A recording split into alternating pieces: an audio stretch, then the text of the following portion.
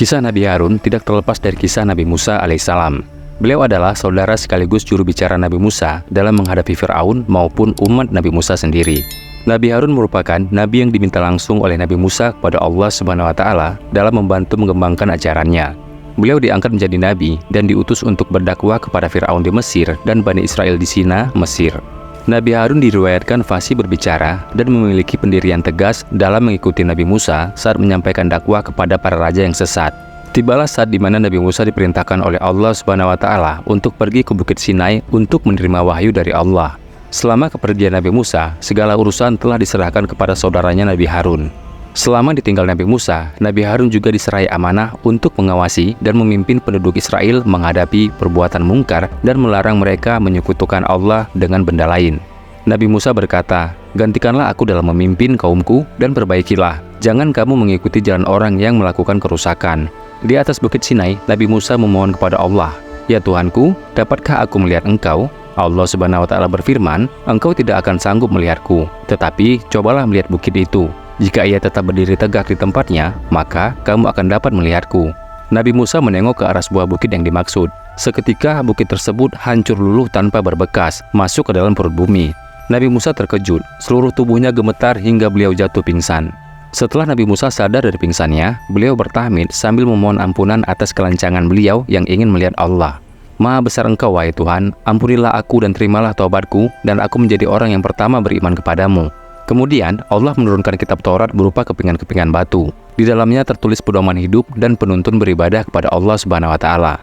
Kepergian Nabi Musa ke Bukit Sinai ternyata dimanfaatkan orang bernama Samiri. Ia merasa iri kepada Nabi Musa yang mampu membawa orang-orang mengikuti ajarannya. Suatu ketika, dengan menggunakan tipu daya, Samiri merampas seluruh perhiasan kaum Bani Israel.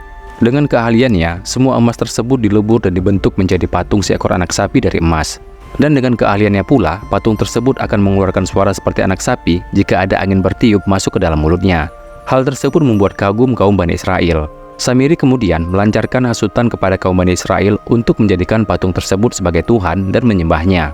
Akhirnya, kaum Bani Israel pun terpengaruh dengan hasutan Samiri dan mulai menyembah patung anak sapi dari emas tersebut. Mereka telah lupa kepada ajaran Nabi Musa dan Allah Subhanahu wa Ta'ala yang telah menyelamatkan mereka dari kejaliman Fir'aun. Nabi Harun sangat marah ketika melihat umatnya menyembah berhala. Beliau berusaha memperingatkan mereka bahwa mereka telah melakukan dosa sangat besar karena telah menyekutukan Allah. Nabi Harun terus berusaha menyadarkan mereka agar tidak menyembah patung anak sapi dari emas itu. Namun, usaha Nabi Harun sia-sia. Mereka malah membangkang dengan memberi ancaman kepada Nabi Harun jika beliau terus melarang mereka menyembah patung tersebut. Nabi Harun tidak dapat berbuat apa-apa dan mereka tetap keras kepala menyembah patung buatan Samiri.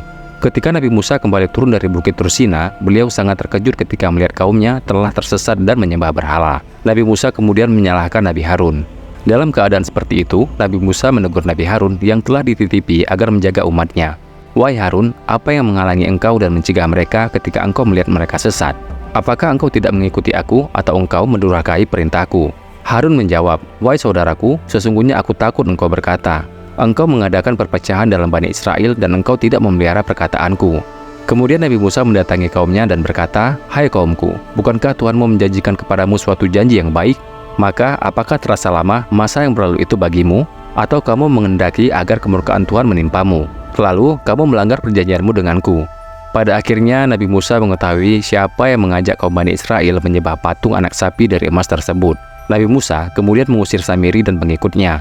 Nabi Musa berkata kepada Samiri dan pengikutnya yang kafir akan mendapat ajab dari Allah Subhanahu wa Ta'ala. Nabi Musa kemudian menghancurkan patung anak sapi tersebut dan kemudian mengajak kaumnya yang telah tersesat untuk bertaubat.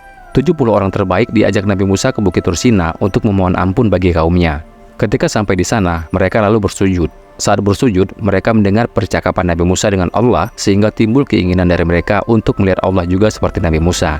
Karena kelancangan mereka, Allah mengirimkan halilintar yang membinasakan mereka semua. Nabi Musa yang sedih melihat nasib pengikutnya, lalu berdoa memohon ampunan bagi mereka kepada Allah Subhanahu wa Ta'ala.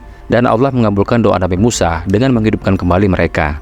Nabi Musa lalu memerintahkan mereka untuk tetap berpegang teguh kepada Taurat sebagai pedoman, melaksanakan perintah Allah Subhanahu wa Ta'ala dan menjauhi semua larangannya. Demikianlah kisah Nabi Harun alaihissalam. Semoga video ini dapat memberikan manfaat. Wallahu a'lam bishawab. Assalamualaikum warahmatullahi wabarakatuh.